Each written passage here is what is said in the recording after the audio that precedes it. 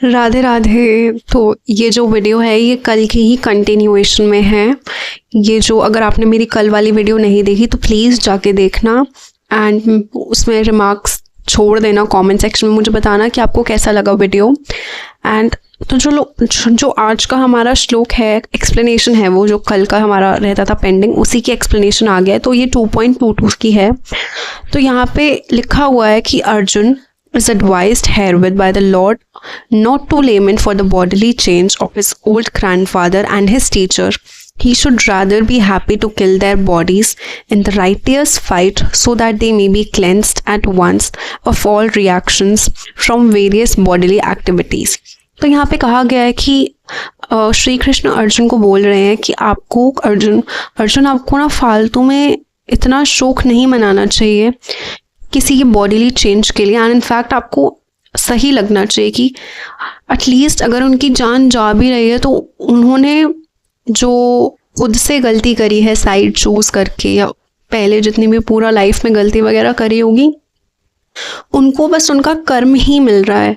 तो ये जो लड़ाई थी कुरुक्षेत्र की, ये बहुत ही ज़्यादा प्योर लड़ाई थी। ऐसा मतलब सबके कर्म ही उतर रहे थे। अगर आप, मैंने पिछले वीडियो में भी समझाया, मनु संहिता में लिखा हुआ था कि अगर आप किसी के हाथ से मर रहे हो तो वहाँ पे आपकी उस लाइफ की सफरिंग ख़त्म हो जाती है। नेक्स्ट लाइफ में आप उसको कैरी फॉरवर्ड नहीं करते हो। नेक्स्ट लाइफ में फिर जो आपने पुण्य करे होंगे आपको उसी का ही फल मिलेगा। तो श्री कृष्ण बस यही समझाते हैं कि ये जो बॉडीली एक्टिविटीज़ हैं इसके रिएक्शंस सबको भुगतने पड़ते हैं and at the end of the day उनको किसी ना किसी टाइम पे तो मरना ही है। इट्स बेटर कि आप उनको इस धर्म की लड़ाई, धर्म के युद्ध के लिए उसमें मार दो एंड उनके ऊपर तीर चला दो, एंड ताकि उनको भी अपनी सफरिंग से मुक्ति मिले, आपको भी अपना किंगडम मिले जो भी था। उसके बाद फिर नेक्स्ट 2.23 श्लोक की एक्सप्लेनेशन है। All kinds of weapon, swords, flame weapons, rain weapons, tornado weapons, etc. are unable to kill the spirit soul. तो यहाँ पे दोबारा से हम लोग स्पिरिट सोल पे आ गए। श्री कृष्ण बस अर्जुन को समझा ही रहे थे कि क्यों मारना चाहिए, क्यों शोक नहीं मनाना चाहिए, क्यों आपको इतना गिल्ट नहीं होना चाहिए अपने ग्रैंडफादर या फिर मतलब गुरु जी द्रोणाचार्य जी पे बो एंड एरो उठा के, तीर कमान उठा के क्यों दुख नहीं होना चाहिए। यहाँ पे कहा गया है कि सोल तो नहीं मरती है। जितना हम लोगों ने पुरानी वीडियोस में भी हम लोग यही सीखते आ रहे हैं कि सोल तो नहीं मरती है। तो यहाँ पे वेपन्स के नाम गिनवाए गए हैं। Swords, flame weapons, rain weapons, tornado weapons. Swords मतलब तलवारें, ठीक है। फ्लेम वेपन्स मतलब चाहे आप अग्नि अस्त्र की बात कर लो, जल अस्त्र की बात कर लो। टोर्नाडो मतलब जो वो होता है उसकी बात कर लो, मुझे इसका हिंदी वाला नाम याद नहीं आ रहा। ये कुछ भी संसार में ऐसा नहीं वेपन बना कि आप किसी की सोल को मार दो। तो इस वजह से वो कहते हैं कि आपको इतना गिल्ट नहीं रखना चाहिए अर्जुन। ऐसा तो है नहीं कि वो बिल्कुल ही ख़त्म होने वाले, उनका एग्जिस्टेंस ही ख़त्म होने वाला है। वो बस यहाँ इस बॉडी से फ्री होने वाले हैं, उन्हें बस यहाँ से मुक्ति मिलेगी, दैट्स इट। तो उसके बाद फिर हमारा नेक्स्ट है, the individual soul is unbreakable and insoluble and can neither be burned nor dried. He is everlasting, present everywhere, unchangeable, immovable and eternally the same. तो यहाँ पे कहा गया है कि जो हमारी सोल होती है ना, सोल अनब्रेकेबल, इनसॉल्यूबल होती है। ना हम सोल को तोड़ सकते हैं, ना हम किसी में मिला सकते हैं।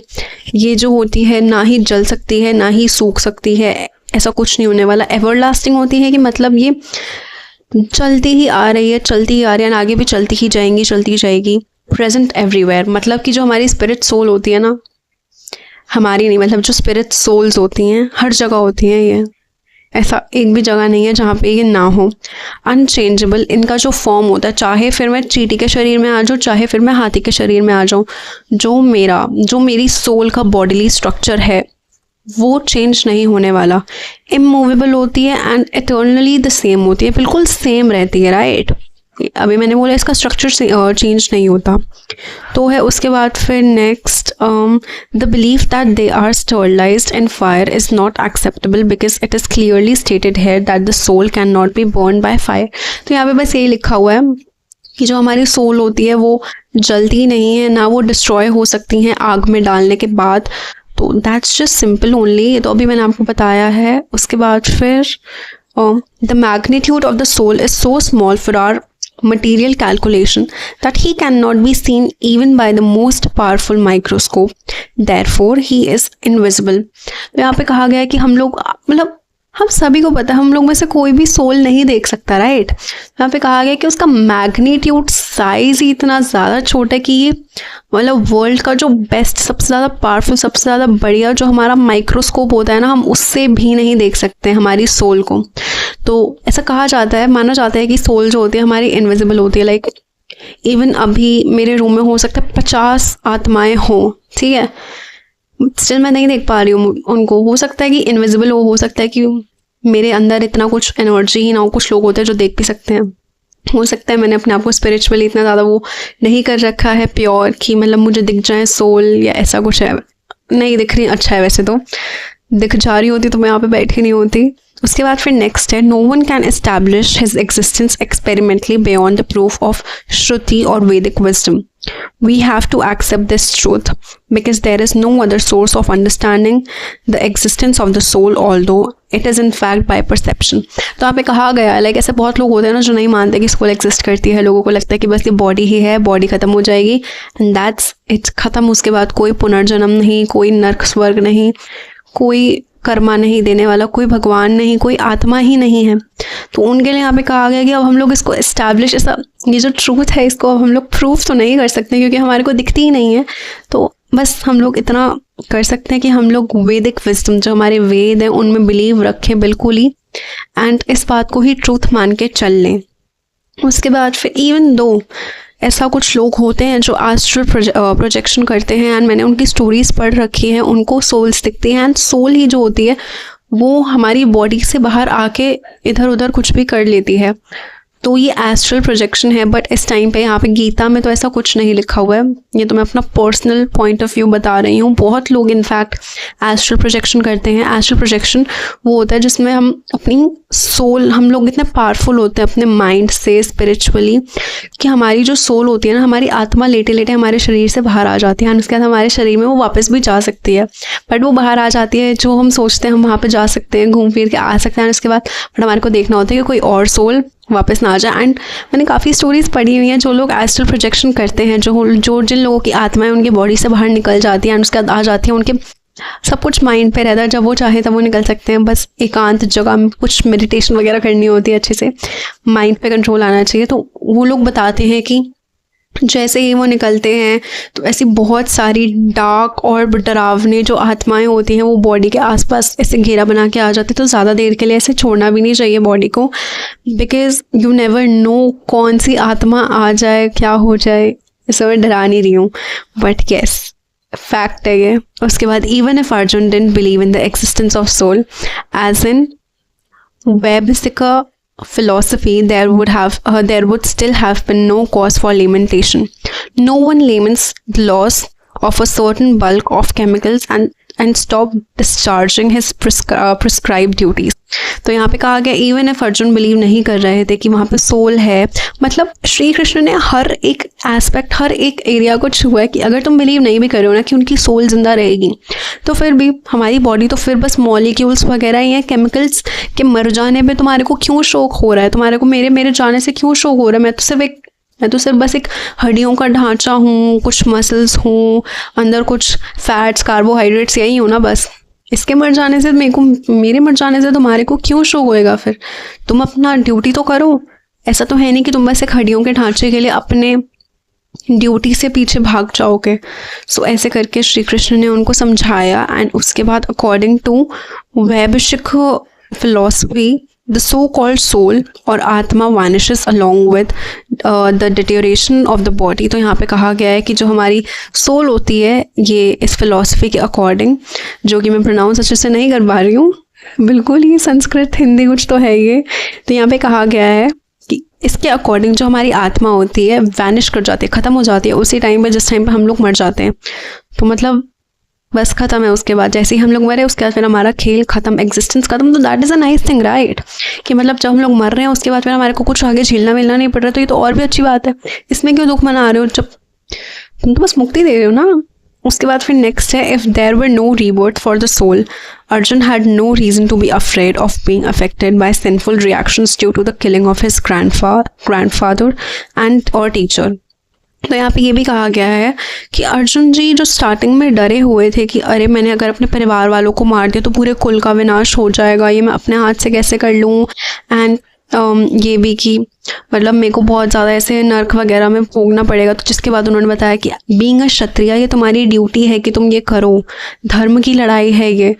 तो फिर यहाँ पे कहा गया कि अगर कोई रीबर्थ नहीं है तो नहीं होता, अगर हम लोग सोल की एग्जिस्टेंस को ही कैंसिल आउट कर देते हैं, राइट, कि कोई रीबर्थ नहीं होता, कोई सोल नहीं है, कुछ भी ऐसा नहीं है फालतू का, तो तभी भी फिर अर्जुन स्टार्टिंग में डरे क्यों हुए थे कि उनको नर्क जाना पड़ सकता था, या फिर अगर उनका रीबर्थ होता तो उस टाइम पे फिर उनको गलत उनके साथ होता, उनकी जो मारा उन्होंने उनको उसका सफ़र करना पड़ता अपने कर्मों का। तो बस श्री कृष्ण ने हर जगह से उनको बिल्कुल ही ऐसे क्रॉस कर दिया था। उनके वो जो फालतू में, नॉट फालतू, ऑफ कोर्स अटैचमेंट्स रहती हैं इधर उधर, हम भी कंफ्यूज होते हैं, बट श्री कृष्ण ने जो भी वो सोच रहे थे उस सबको कैंसिल आउट कर दिया कि ये लड़ाई तो करनी ही है, फालतू में दुख वगैरह नहीं मनाना, अपने धर्म से भागना नहीं है, जो आपका काम है वो आपको करना है। उसके बाद फिर नेक्स्ट है, one has to take birth according to one's activities of life and after finishing one term of activities one has to die to take birth for the next. तो यहाँ पे कहा गया है कि हमारी जो आत्मा है, हमारे को धरती पे आना है, धरती पे आने के बाद हमारे को अपने कर्म करने हैं जो भी हमारे इस लाइफ के लिए हैं, उसके बाद मर जाना है, उसके बाद फिर न्यू बर्थ हमारे को मिलेगा। एंड न्यू बर्थ में हो सकता है कि मैं हाथी बनूँ, यू नेवर नो, चींटी बनूँ, यू नेवर नो, हो सकता है कुछ भी बन जाऊँ। एंड उसके बाद फिर उस प्रिस्क्राइब्ड लाइफ में मेरा जो भी मेरे को काम करने होंगे, जितना भी मेरा लेखा जोखा होगा वो करूँगी, एंड फिर टाटा बाय बाय दोबारा से। उसके बाद दोबारा मर जाऊँगी, उसके बाद दोबारा रीबर्थ लूँगी, जब तक मुझे मुक्ति नहीं मिलती रही मैं ऐसे ऐसे ऐसे करती रहूँगी, सारी योनियों में बर्थ लूँगी। एंड उसके बाद फिर हमारा नेक्स्ट है battle of Kurukshetra. Being the will of the Supreme was an inevitable event, and to fight for the right cause is the duty of a Kshatriya. तो यहाँ पे कहा गया है कि क्योंकि श्री कृष्ण ही चाहते थे कुरुक्षेत्र हो, हमारे को महाभारत जैसे बढ़िया स्क्रिप्चर्स मिले एंड गीता जैसी हमारे को ग्रंथ मिले जिसको हम पढ़ सकें, वहाँ पे पूरा नरेट करा उन्होंने। एंड उसके बाद हम आज यहाँ पे सीख रहे हैं, मैं आपको बता रही हूँ, मैं आपको पूरा एक्सप्लेन कर रही हूँ एक एक चीज़ अच्छे से। एंड आपने अभी तक सब्सक्राइब नहीं करा, आपने अभी तक लाइक नहीं करी इस वीडियो को, आपने अभी तक कमेंट नहीं करा, आप कमेंट में जाके जय श्री कृष्ण नहीं लिखोगे, राधे राधे नहीं लिखोगे, this is so bad, but ठीक है। तो यहाँ पे कहा गया है कि ये भगवान की मर्ज़ी से हुआ है, जो भी ये कुरुक्षेत्र में लड़ाई हुई है, जो भी युद्ध हुआ है भगवान की मर्ज़ी से हुआ है। तो बीइंग अ क्षत्रिय पीछे तो नहीं हट सकता कोई भी, ठीक है। तो उसके बाद फिर नेक्स्ट लिखा हुआ है, why should he be afraid और ऑफ और aggrieved at the death of his relatives since he was discharging his proper duty. तो यहाँ पे कहा गया है कि तुम ऐसा तो है नहीं ना कुछ झोल कर रहे हो, तुम तो बस अपनी ड्यूटी निभा रहे हो, तुम तो क्षत्रिय हो, तुम तो ड्यूटी निभा रहे हो, तो तब तुम इतना अफ्रेड मतलब क्यों डरे हुए हो, इतना ग्रीफ, इतना अपसेट क्यों हो रहे हो, तुम इतना अपने नेक्स्ट कर्म, अपने नेक्स्ट जन्म के बारे में क्यों सोच रहे हो, तुम्हारे को नर्क मिलेगा, तुम्हारे को ये सफरिंग्स भोगनी पड़ेंगी सारी, ऐसा क्यों सोच रहे हो, तुम तो बस अपनी ड्यूटी कर रहे हो, क्षत्रिय हो ना तुम तो धर्म युद्ध कर रहे हो, ऐसा तो है नहीं कि फालतू में ही चलो आज लड़ाई करते हैं, ऐसा वाला सीन है, नहीं है, राइट। तो उसके बाद फिर नेक्स्ट है, by avoiding the discharge of his proper duty he would not be able to stop the death of his relatives and he would be degraded due to his selection of the wrong part of action. तो यहाँ पे कहा गया है कि ऐसा तो है नहीं कि तुम अभी नहीं मारोगे, जैसा कि मैंने पहले बोला था, ऐसा तो है नहीं कि तुम अभी नहीं मारोगे तो आगे जाके इनकी कभी डेथ होगी ही नहीं, ये चिरंजीवी तो है नहीं, राइट। तो इससे अच्छा है कि तुम अभी मार दो ताकि आगे जाके पूरा ज़माना, पूरा ज़िंदगी भर लोग तुम्हारे को ना बोले, तुम्हारा एग्जाम्पल ना दे कि देखो उस टाइम पे अर्जुन ने गलत पाथ चूज़ करा था, मारना चाहिए था बट वो बस युद्ध भूमि से डर के भाग गए थे। तो ऐसे गलत डिसीजंस मत लो और जो सही है तुम फिलोसफिकली सोचो, ठीक है, जो हमारा सनातन हमारे को बताता है वो सोचो, एंड जो कृष्ण जी गाइड कर रहे हैं उस पे चलो।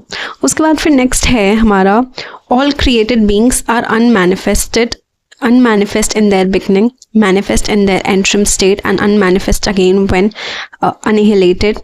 So what is there in need for lamentation? एक तो यहाँ की इंग्लिश मेरे को तो सभी गलत लग रहे हैं sentences grammatically, but whatever, we can't help, right. तो यहाँ पे कहा गया है कि मतलब इंसान पहले पैदा होता नहीं है, लाइक पहले मेरे पैदा होने से पहले मेरी कुछ दृष्टि चावला की कुछ एग्जिस्टेंस थी नहीं मेरी लाइफ में, राइट। तो मेरे पेरेंट्स को फ़र्क नहीं पड़ता था, मैं पैदा हो गई, अब उनको फ़र्क पड़ रहा है अपेरेंटली अचानक से, एंड मेरे मरने के बाद उनको दोबारा फ़र्क पड़ना बंद हो जाएगा। कुछ ज़्यादा 1 साल 2 साल वो बहुत ज़्यादा ऐसे रोलेंगे, राइट। उसके बाद तो वो अपनी लाइफ में कंटिन्यू करेंगे ही ना। तो ये बस सिंपल है, जब तक मैं हूँ तब तक सामने वाले को फ़र्क पड़ेगा मेरे से, जब मैं नहीं हूँ कितना ही कोई शोक मना लेगा। क्या लगता है आपको कि आपके मर जाने के बाद, खुदा ना खास्ता, तो आपके मर जाने के बाद आपके घर वालों को कितना टाइम फ़र्क पड़ेगा? इवन इफ़ कोई बहुत ज़्यादा भी अटैच्ड हो, नहीं पड़ता इतना फ़र्क नहीं पड़ता, राइट। उसके बाद फिर नेक्स्ट है, both at the beginning and at the end all elements remain unmanifested and only in the middle are they manifested and this does not make any real material difference. तो यहाँ पे बस वही कहा गया है कि स्टार्टिंग में और एंड में किसी मतलब वो एग्जिस्ट ही नहीं करता था, तो कुछ था ही नहीं, किसी को फ़र्क भी नहीं पड़ता था। बीच में ही वो थोड़ा टाइम के लिए आया, क्या 100 साल के लिए आया, कोई इंसान 100 साल जी लिया तो वो 100 साल के लिए आया, एंड बस उस टाइम पे फ़र्क पड़ा। एंड इससे क्या डिफरेंस क्या हुआ, मटेरियल डिफरेंस क्या हुआ? जिन लोगों को आपसे उस टाइम पे भी फ़र्क पड़ता था वो भी एक टाइम के बाद जाके मर जाएंगे, राइट। तो लाइक ये पूरा तो साइकिल है, आगे आगे बढ़ती रहेगी। इसमें आपको अपना तो आप पार्ट निभाओ, हर इंसान जो आया है उसको जाना है। आप ऐसा तो नहीं कर सकते ना कि उस चक्कर में आप अपना धर्म छोड़ दो, राइट। उसके बाद फिर है, and if we accept the Vedic conclusion as stated in the Bhagavad Gita that these material bodies are perishable in due course of time but that the soul is eternal, then we must remember always that the body is like a dress, therefore why lament for changing a dress। तो यहाँ पे कहा गया है कि अगर इसी हिसाब से हम लोग वैदिक फिलॉसफी या फिर भगवत गीता के हिसाब से चलें, जो हमारे वेदों में लिखा है या जो हमारी भगवत गीता में ज्ञान है उसके हिसाब से चलें, तो हमारे को ये कंक्लूजन है हमारा कि जो हमारी सोल है वो हमेशा रहती है, हमारी बॉडी कुछ ना कुछ टाइम बाद तो वो मरती है, राइट। ऐसा तो है नहीं कि हम लोगों के कर्म बहुत अच्छे हैं कि हम लोग क्या बहुत ही गंदे हैं कि भगवान ने हमारे को श्राप ही दे दिया, जैसे अश्वत्थामा को दिया हुआ था कि हम लोग चिरंजीवी बन गए, right.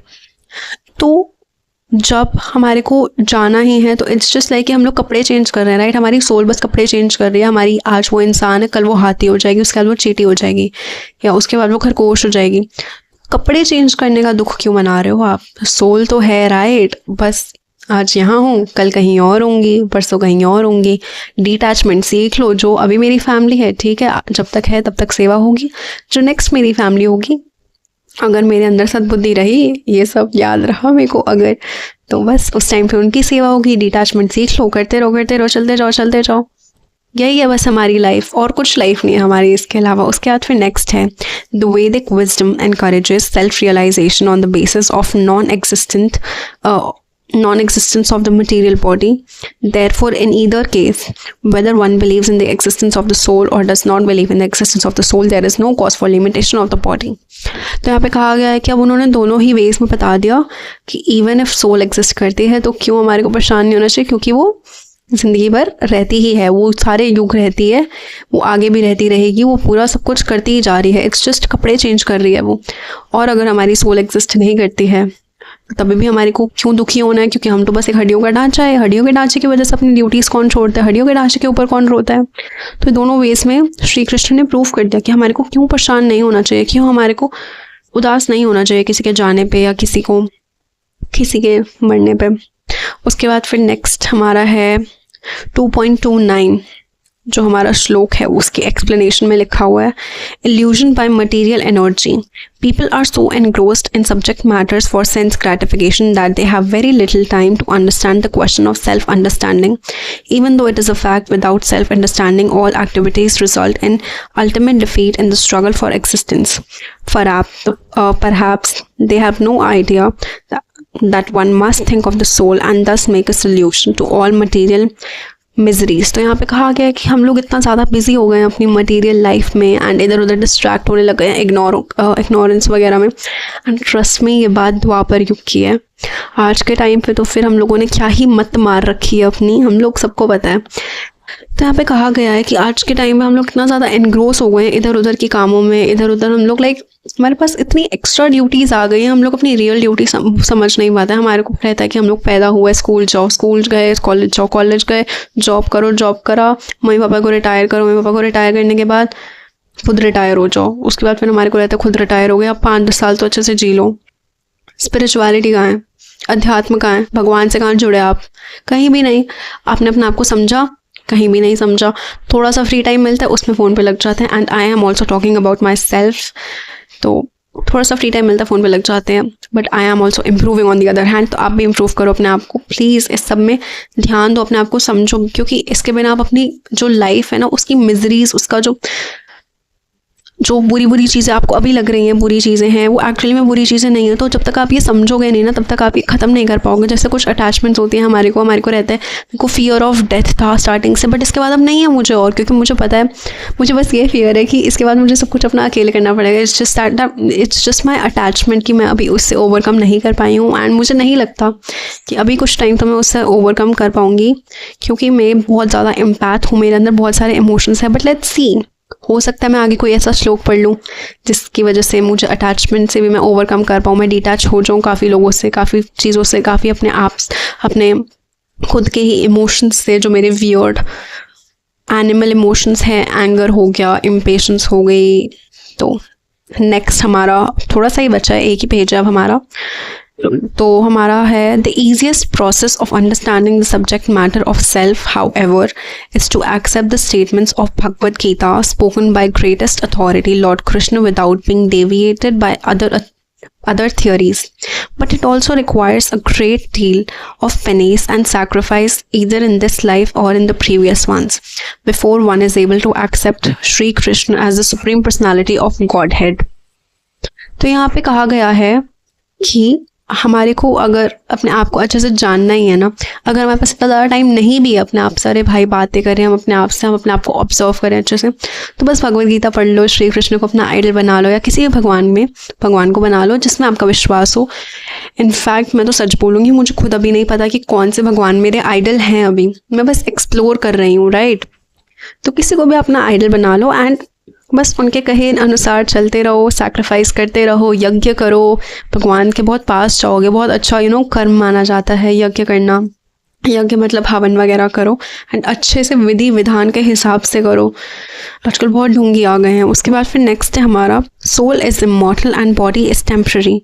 On the authority of Shri Krishna one has to believe that there is a soul different from material body, not that there is no such thing as soul, or that living symptoms develop at the certain stage of a material maturity resulting from the interaction of chemicals. Though the soul is immortal, violence is not encouraged, but at the time of war it is not discouraged either when there is actual need। तो यहाँ पे बस वही कहा गया है कि हमारे को श्री कृष्ण के अकॉर्डिंग समझना चाहिए कि सोल एग्जिस्ट करती है, और सोल और जो हमारी बॉडी है, मतलब हमारी आत्मा और जो हमारा शरीर है, ये अलग अलग चीज़ें हैं। ऐसा नहीं है कि जब हमारा शरीर ख़त्म होएगा हमारी आत्मा भी अंदर ख़त्म हो जाएगी। और यहाँ पे ये भी कहा गया है कि इवन दो हम कहते हैं कि आत्मा हमारी चलती ही रहती है सदा, एंड चलती ही आ रही है सदा, इसका मतलब ये नहीं है कि आप किसी को भी फालतू में लड़ाई के लिए उत्साह दो एंड बोल दो कि अरे भाई मैंने तेरे को मार भी दिया तो क्या हो गया, जो तू तो रहने ही वाला है, किसी और जन्म में मिल जाएंगे। ऐसा कुछ हम फालतू में नहीं बहाने दे सकते, राइट। तो यहाँ पे बस यही है कि हम लोग एनकरेज ना करें लड़ाइयों के लिए, युद्ध के लिए, बट ऐसा भी नहीं है कि अगर हम लोग युद्ध भूमि में हैं, धर्म के लिए लड़ाई है, धर्म के लिए, ये वर्ड हाईलाइट कर लो, धर्म युद्ध है। तो ऐसा भी नहीं है कि हम लोग वहाँ से भागेंगे, या फिर हम लोग उस टाइम पे बोलेंगे नहीं नहीं नहीं नहीं नहीं नहीं भगवान ने तो बोला था कि ऐसे लड़ाई नहीं करनी चाहिए, ऐसे हम किसी की जान नहीं ले सकते। ऐसा कुछ नहीं होने वाला, ठीक है। अच्छे से वाइजली इम्प्लीमेंट करो भगवद गीता को। राइट और रॉन्ग आपको अपने आप में फिगर आउट करना है। एंड आज के लिए बस इतना ही था, काफ़ी लंबी वीडियो बन चुकी है, बट इट्स ओके गाइस। बाकी मुझे बताना आपको ये वीडियो कैसी लगी, एंड कुछ चेंजेस करने हो तो वो भी बताना, कुछ अच्छे से कोई पार्ट समझाना हो, कोई पार्ट मिस आउट कर दिया हो मैंने, या फिर कोई थ्योरी समझानी हो, या फिर किसी और भगवान के बारे में आप कुछ और सीखना चाहोगे, कोई फैक्ट बताना हो, या फिर आपके पास कोई स्टोरी हो शेयर करने के लिए, तो प्लीज़ मुझे बताना। एंड कमेंट बॉक्स में जय श्री कृष्ण ज़रूर लिख देना, या फिर जिस भी भगवान पे आप मानते हो प्लीज़ जाके लिख देना। आपका एक कमेंट बहुत बहुत बहुत ज़्यादा बड़ी ऐसी खुशी देता है, मुझे स्माइल देता है मेरे फेस पे। फिर छोटे छोटे ये जो आपकी तरफ से एफर्ट्स आते हैं वो मेरी बहुत सारी मेहनत को ऐसे सरपास कर देते हैं। मुझे बहुत ज़्यादा अच्छा लगता है। And yes, that is it. जय श्री कृष्ण।